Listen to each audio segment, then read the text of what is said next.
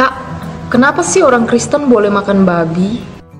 Kan Imamat 11 ayat 7 melarang makan daging babi. Nih buktinya kemarin saya temuin di YouTube. Menurut Imamat 11 ayat 7, babi itu haram. Berarti umat Kristen melanggar hukum yang diberikan dong. Sebenarnya pertanyaanmu itu sudah kuno banget dan sudah ketinggalan zaman. Pertanyaanmu itu sudah ditanyakan 2000 tahun yang lalu oleh orang-orang Yahudi pada waktu itu. Dalam Kisah Para Rasul pasal 10 ayat 14-15, Tuhan memberikan pewahyuan kepada Petrus. Suatu kali Petrus naik ke atap untuk berdoa. Waktu itu Petrus sangatlah merasa lapar. Lalu tampak olehnya langit terbuka dan turunlah suatu benda berbentuk kain lebar yang bergantung pada keempat sudutnya yang diturunkan ke tanah. Di dalamnya terdapat berbagai jenis binatang berkaki empat, binatang menjalar dan burung.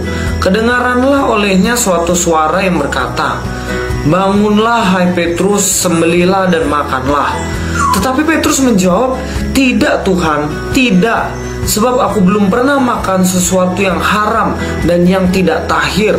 Kedengaran pula untuk kedua kalinya suara yang berkata kepadanya, "Apa yang dinyatakan halal oleh Allah, tidak boleh engkau nyatakan haram." Dari penglihatan itu, akhirnya Petrus tahu bahwa binatang yang dulu diharamkan, sekarang ternyata tidak. Yang dulu tidak boleh dimakan, ternyata sekarang boleh dimakan. Berarti sudah tidak ada yang haram dong. Tetap dong, yang haram itu bukanlah makanan dan minuman yang masuk ke dalam mulutmu, tetapi apa yang keluar dari mulutmu. Tidak tahukah kamu bahwa segala sesuatu yang masuk dari luar ke dalam mulutnya tidak menajiskan? Itu yang dikatakan oleh Tuhan Yesus loh di dalam Markus pasal yang ke-7 ayat yang ke-18. Karena makanan itu tidak masuk ke dalam hati, tetapi masuk ke dalam perut lalu dibuang di jamban. Dengan demikian ia menyatakan bahwa semua makanan itu halal. Entah daging babi kah, entah daging yang lain kah, apa yang keluar dari mulut orang itulah yang menajiskan.